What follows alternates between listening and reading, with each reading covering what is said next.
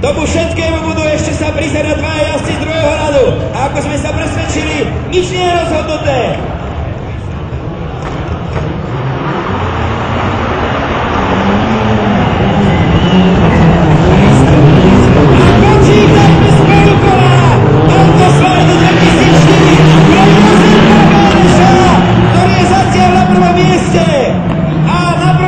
Prichádza do cieľa prvého kola.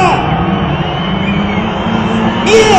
Už v tejto chvíli musí obhajovať svoju pozíciu pred Zoltánom Šimonom.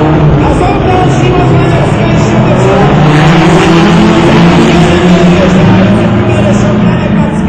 Prvá trojka. A už ani Vlado Packa nemusí byť tretí. Sme v cieli druhého kola. A to je veľký súboj. Cieli druhého kola Zoltán Šimon. Na prvom mieste Jozef Bereš druhý. Vlado Packa neustále obhajuje svoje tretie miesto.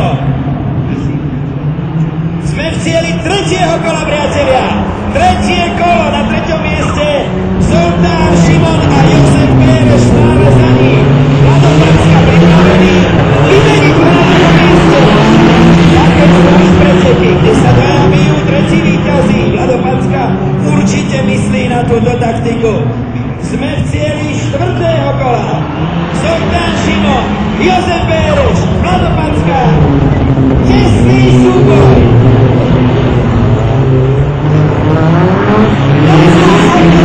2004 sa pomaly chýli ku koncu, pretože jazdci vchádzajú do posledného kola. Posledné metre pre Jozefa Bereša, ak to chce zmeniť, pre Vlada Packu. Pre finalistov dnešného podujatia maďarský pretekár Zoltán Šimon prichádza do cieľa. Jozef Bereš druhý, Vlado Packa tretí, Sagan štvrtý a Polák na Audi 90 s hosťou prichádza do cieľa až teraz.